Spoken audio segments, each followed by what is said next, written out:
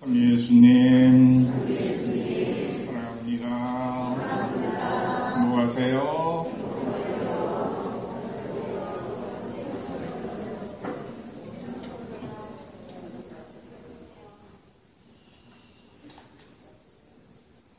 한 주간 평안하셨습니까? 오미크론이 점점 더 확산돼서 확진자 수가 늘어나니까 한층 더 불안감이 커질 수 있는 시간들입니다. 하지만 우리는 믿는 바가 있죠. 무엇을 믿습니까? 내일 모레가 정말 대보름입니다. 엊그제 새해를 설날을 맞은 것 같은데 벌써 그 작은 달이 점점 커져서 둥근 보름달이 되어가고 있다는 사실을 보면서, 그리고 그 또 보름달이 시간이 지나면 금음이 될 것이라는 사실을 알기 때문에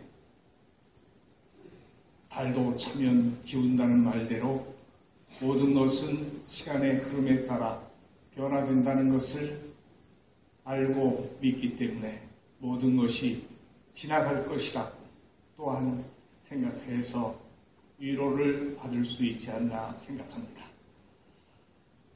누구나 세상을 살면서 행복하기를 바랍니다.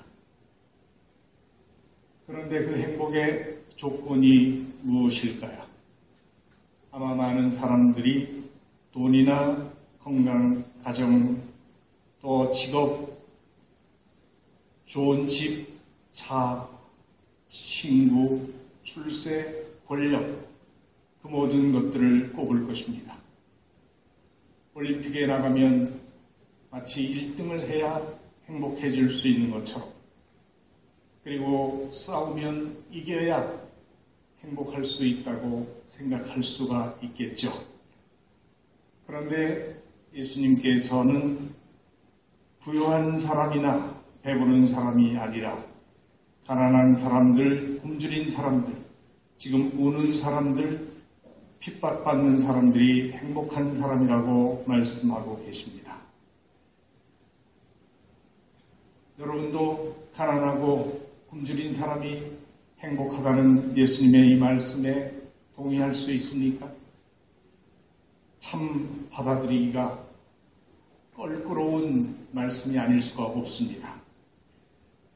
왜냐하면 누구나 행복하려면 더 잘 살아야 되고, 더 잘 산다는 것은 많은 소유를 해야 더 높아져야 누릴 수 있는 것으로 생각하고 있기 때문입니다.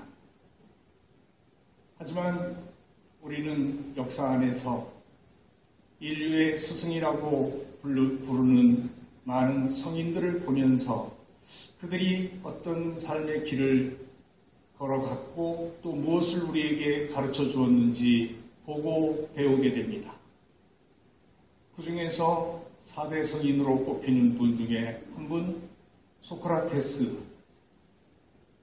그분이 한 이야기를 이번 주보의 금주의 묵상란에 실었는데 아직 안 보셨죠? 한번 보셔도 좋겠습니다. 금주의 묵상란에 보시면은 소크라테스의 이야기가 나와 있는데, 지난번에 우리가 비전했던 단식이라고 하는 책에서 나온 이야기입니다. 시장에 나와서 사람들이 파는 물건들을 보고 다니는 소크라테스를 보고 사람들이 물건도 안 사면서 왜 장에 나와서 그렇게 구경하고 다니냐 하고 묻자, 내가 시장에 가는 이유는 저 많은 물건이 없어도 아주 멋있게 살 수 있다는 것을 확인하기 위해서야. 그렇게 대답을 했죠. 그러니까 많은 것을 필요로 해서 그것이 있어야 멋있게 행복하게 잘 살 수 있는 것이 아니라 저 많은 것이 없어도 나는 멋있게 살 수 있다는 것을 자신이 확인하려고 했던 것이라고 합니다. 또 우리가 잘 아는 불교의 창시자인 석가모니는 시다르타 석가모니는 어떻게 했습니까? 본래 신분이 왕궁에서 태어나 왕자로 왕위를 계승할 수 있는 신분이었습니다. 그럼에도 불구하고 그 좋은 자리를 버리고 왕자를 떠나서 스스로 고행과 단식의 길을 걸어갔습니다. 그 이유는 왕위를 계승해서 권력을 누리는 것이 진정 사람으로서 행복하게 살아가는 길이 아니라는 것을 깨달았기 때문입니다. 그리고 보다 참된 행복의 길을 찾기 위해서 스스로 고통을 겪으면서 인간의 삶이 무엇인지를 올바로 바라볼 수 있도록 노력했습니다. 그래서 깨달음을 얻어 부처가 된 분이 우리가 이야기하는 시다르타 석가모니입니다. 그리고 우리가 잘 알고 있는 아시시의 프란치스코 성인은 굉장히 부유한 집에 태어나서 많은 재산을 상속받고 아주 멋있게 살 수 있는 사람이었습니다. 그런 그가 아버지께로부터 물려받을 수 있는 그 모든 재산을 다 포기하고 자신이 입고 있던 옷까지마저도 벗어버리고 온전히 스스로 가난한 사람이 되어서 참된 행복의 길을 찾아 나섰습니다. 우리는 그들을 보고 바보라고 생각하지 않습니다. 그들은 인류의 스승이고 참된 부도의 길을 가며 우리에게 진리를 가르쳐준 아주 훌륭한 분들이라고 믿고 있습니다. 그리고 그들을 보면서 어떻게 살아가는 것이 보다 한 인간으로서 행복하게 잘 사는 길인지를 배우려고 노력합니다. 그렇다면 예수님께서 말씀하신 가난한 사람이 행복한 그 이유는 무엇일까? 예수님이 말씀하신 그 가난한 사람의 행복의 의미를 우리가 제대로 이해하지 못하면 예수님의 말씀은 황당한 말씀이 되고 말 겁니다. 그 의미를 알기 위해서 먼저 오늘 제1독서에서 예레미야 예언자가 들려주는 말씀을 우리는 묵상해 보아야 합니다. 하느님을 믿고 의지하는 사람, 주님께 신뢰를 두는 사람이 행복하다. 반대로 나에게서 마음이 멀어져 사람을 믿는 사람들, 사람이 힘이 되어 주려니 하고 믿는 자들은 천벌을 받으리라. 이렇게 말씀하셨습니다. 지금 우리는 대선을 앞두고 있어서 마치 대통령이 되면 권력을 가지면 무엇이든지 다 할 수 있고 또 국민들은 그 사람들이 바뀌면 무언가 달라질 것이라고 그들에게 거는 기대가 클 겁니다. 하지만 사람을 믿는 것 자체가 얼마나 부질없고 어리석은지는 수많은 대통령을 우리는 모셨고 그들을 선출해서 살아오면서 많이 체험했습니다. 사실 권력을 국민이 그 대통령에게 부여하는 것은 국민들의 뜻을 알고 올바로 국민들을 섬기는 그런 봉사자가 되도록 하는 것인데 실제로는 그들에 의해서 얼마나 잘못되고 또 좋아질 수도 있는지를 확인해 본 것이라고 봅니다. 중요한 것은 어떤 사람에게 그 사람이 우리를 행복하게 해줄 것이라고 기대를 거는 자체는 분명히 잘못된 것이라고 봅니다. 예레미야 예언자는 그것을 비유로 들어 말씀하시죠. 주님을 믿는 사람은 마치 물가에 심겨진 나무처럼 개울가로 뿌리를 뻗었기 때문에 아무리 가물어도 늘 푸르고 줄곧 열매를 맺는다. 하지만 반대로 자기 힘을 믿고 인간을 의지하는 사람은 사막에 심겨진 가시덤불과 같아서 좋은 일 하나 볼 수 없을 것이다. 그래서 화답송에서 우리는 뭐라고 노래했습니까? 행복하여라, 주님을 신뢰하는 사람들이라고 했습니다. 이것은 성경에서 행복하게 가난한 사람들이 어떤 사람들인지를 가르쳐주는 내용이라고 봅니다. 첫째로 믿음을 가지고 하나님께 의존하고 있는 사람들, 자신의 약함과 죄스러움을 인정하는 사람, 자신들이 가진 것은 무엇이든, 즉 생명, 건강, 지능, 돈 등 어떤 종류의 선이든 모두 자신의 것이 아니고 하나님에게서 받은 것임을 기꺼이 인정하는 사람이 진정으로 성경에서 이야기하는 가난한 사람이고 행복한 사람이라는 말씀입니다. 둘째로, 가난한 사람은 자기가 가진 것에 대해서 감사할 줄 알고 그 모든 것을 하느님께서 주신 선물로 이해하며 기쁘게 받아들이고 그것을 갖고 다른 사람을 도울 수 있는, 나눌 수 있는 마음을 가진 사람입니다. 그리고 자기들이 갖고 있지 않은 것을 손에 넣으려고 욕심을 부리거나 급급해하지 않는 사람입니다. 다른 사람이 가진 것을 탐내거나 질투하기보다 오히려 자신들이 가진 것으로 어려운 사람을 돕고 나눌 수 있는 사람이란 뜻입니다. 세 번째로, 가난한 사람이란 세상의 모든 재화를 가지고 있다고 해서 그 돈으로, 그 권력으로 자신의 구원을 살 수 없다는 것을, 얻을 수 없다는 것을 알고 있는 사람. 오직 하느님의 사랑 덕분에 인간은 구원받을 수 있다고 믿는 사람입니다.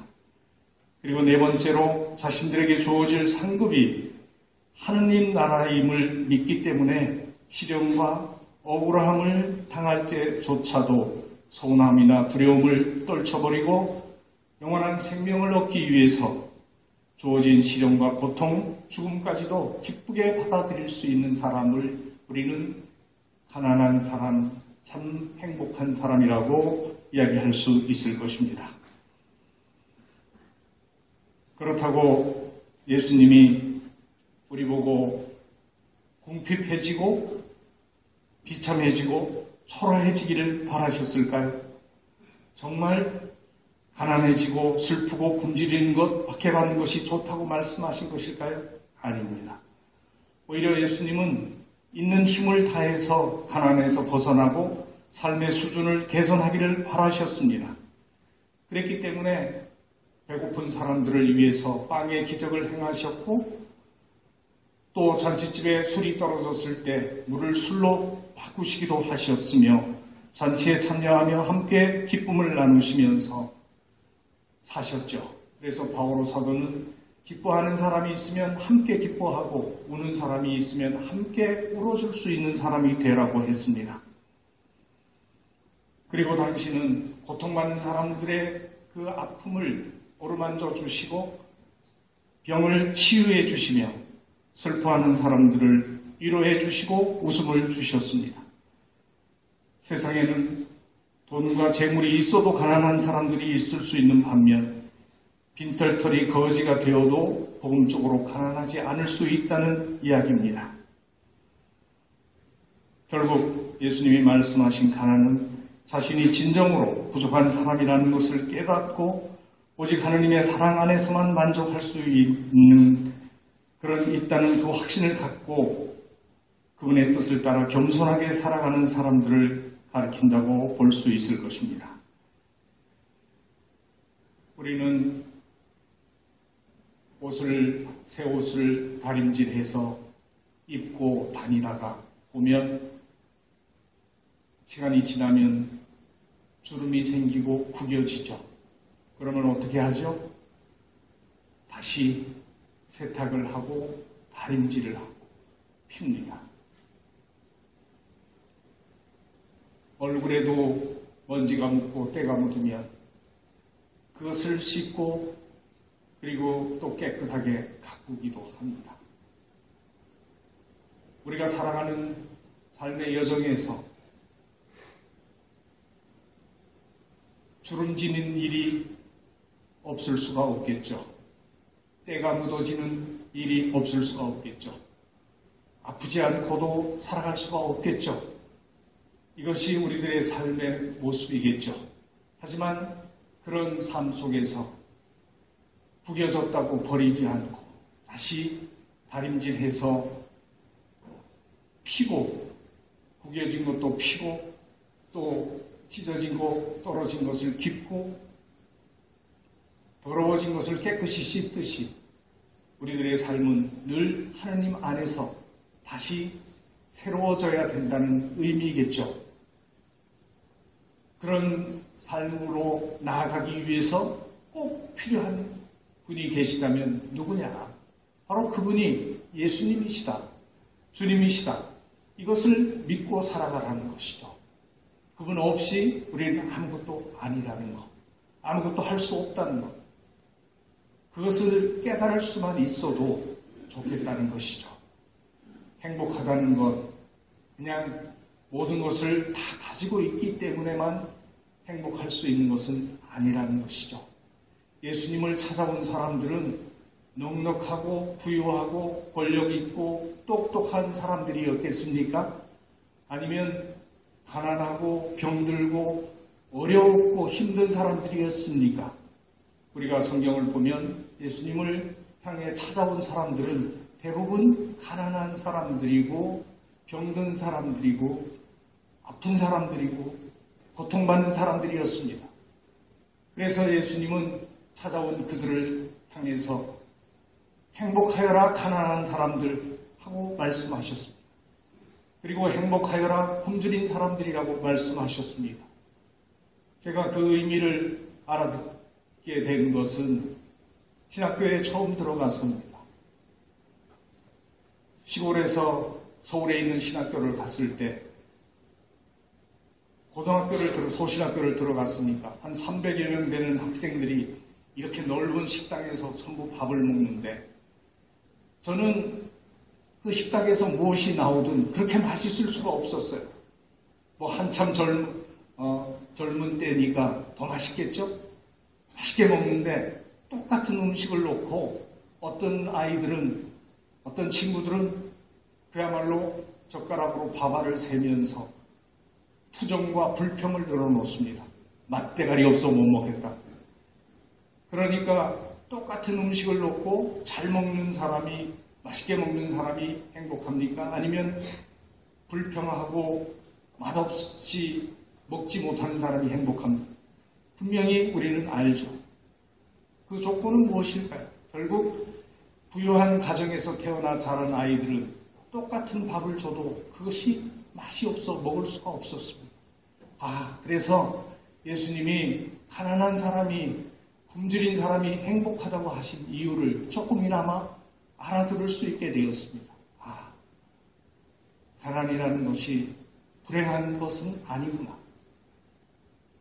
우리가 세계에서 행복 지수를 조사한 내용을 볼 수가 있죠. 여러 나라 백성 국민들이 누가 가장 행복하다고 생각하며 사냐 조사를 한 것을 보면 어느 나라가 가장 행복하다고 그래요? 부유한 나라입니까? 아니면 가난한 나라입니까?